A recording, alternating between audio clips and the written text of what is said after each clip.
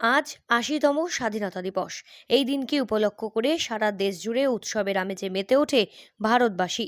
প্রতি বছরের ন্যায় এবছরও এই একইভাবে রীতিনীতি বজায় রেখে কামারহাটি পৌরসভার ৮ নম্বর ওয়ার্ডের অন্তর্গত আরিয়াদহ নদাপাড়া জাগ্রত সংঘ ক্লাবের পরিচালনায় এই দিনটি উদযাপন করা হয়। ক্লাবের সকল সদস্যদের উদ্যোগে এদিন দেশের পতাকা উত্তোলনের মধ্যে দিয়ে অনুষ্ঠানের সূচনা করবার সাথে সাথে এলাকার কচি কাচারা নানা দেশাত্মবোধক গান গেয়ে এই দিনের এই অনুষ্ঠানকে এক অন্য আঙ্গিকে উপস্থাপন করে।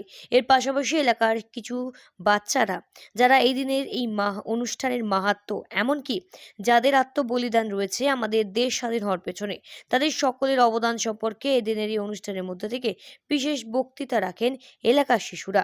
এছাড়াও নাচে গানে এদিনের এই অনুষ্ঠান সম্পন্ন হয়।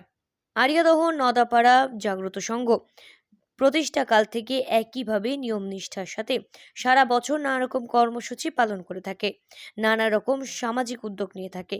কখনো রক্তদান, আবার কখনো কোনো রকম খেলা প্রতিযোগিতা, আবার কখনো এই স্বাধীনতা দিবস, এরকমই বিভিন্ন বিষয়কে উপলক্ষ করে একত্রিত হয়ে উৎসবের আমেজে মেতে ওঠে সকলে।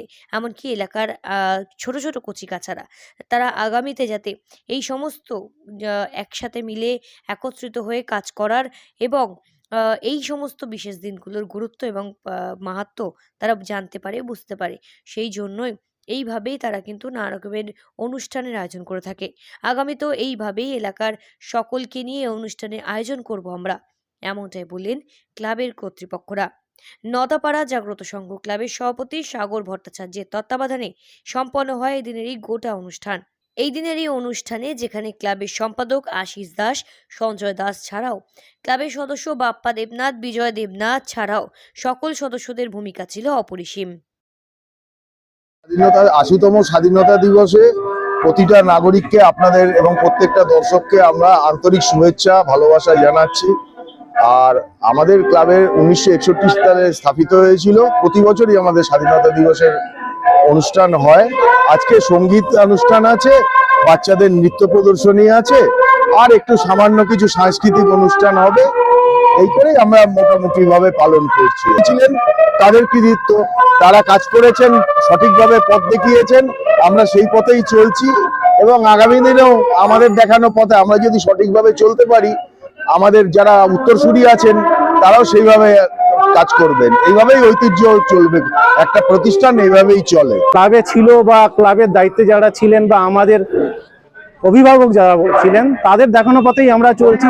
প্রত্যেকবারই আমাদের বিভিন্ন অনুষ্ঠান হয়, রক্তদান শিবির থেকে আরম্ভ করে ফুটবল প্রতিযোগিতা, ক্লাবের সাংস্কৃতিক অনুষ্ঠান, সমস্ত কিছুই হয়। এটা দেখানোর পথেই চলছি আমরা। আগামী দিনেও আমাদের জুনিয়র যারা আছে বা আমাদের পরে যারা ক্লাবে আসবে তাদেরকে এই বার্তাই দিতে চাই যে আমরা যেইভাবে চলছি পরের জেনারেশন ঠিক সেইভাবেই চলবে। প্রত্যেক বছর আমাদের হয়, আর এবছর আরো বিশেষভাবে হচ্ছে, আরো ভালো করে হচ্ছে, কারণ মানুষের মধ্যে আরো বেশি জাতীয়তাবাদী উন্মাদনা তৈরি হচ্ছে দিনে দিনে। সুতরাং মানুষ নিজের থেকে এসে পার্টিসিপেট করছে যে ভারতের এই বৈচিত্র্যের মধ্যে ঐক্য, ইউনিটি ইজ ডাইভার্সিটি, এটাকে আমরা অখণ্ড রাখবো।